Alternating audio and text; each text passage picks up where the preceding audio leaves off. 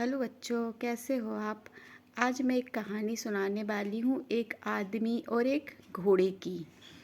एक आदमी था, उसके पास एक घोड़ा था। वो घोड़े में घुड़सवारी करके एक बार जंगल से दूसरे देश में व्यापार करने के लिए जा रहा था।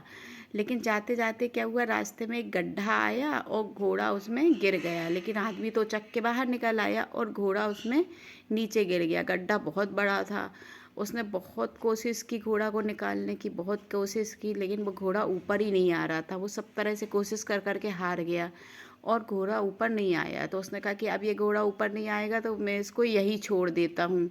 अब तो इसको मर ही जाएगा बेचारा। वो घोड़ा भी हिम्मत, पहले नीचे बैठ गया उसी गड्ढे में। तो उसने कहा अब ये तो इसका आना ऊपर मुश्किल है, बहुत बड़ा गड्ढा है, अब इसको ऐसे अकेले नहीं छोड़ता हूँ। एक काम करता हूँ, इस गड्ढे को मैं मिट्टी से पूर देता हूँ तो इसमें ये अंदर माने मर जाएगा। ऐसे कोई और पशु जो पंछी रहते हैं इसको नहीं खाएंगे। ऐसा सोच के वो उसमें गड्ढे में ला ला के मिट्टी डालने लगा। लेकिन उसने देखता है कि जैसे ही वो मिट्टी डाला तो घोड़ा कूद के वो मिट्टी के ऊपर आ जाता है। फिर वो मिट्टी ला के डालता है, घोड़ा फिर ऊपर आ जाता है।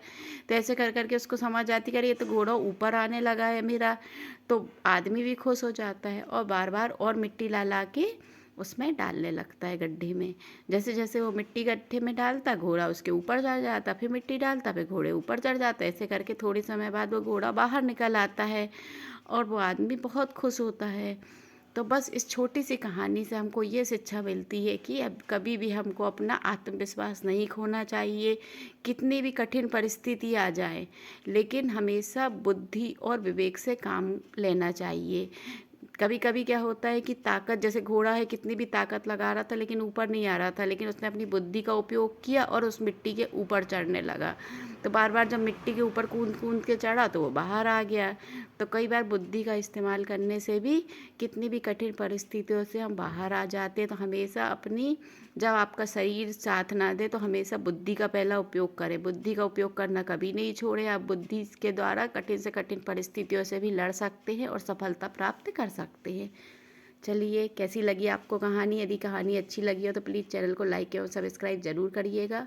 मिलते हैं अगली नई कहानी के साथ। Bye bye.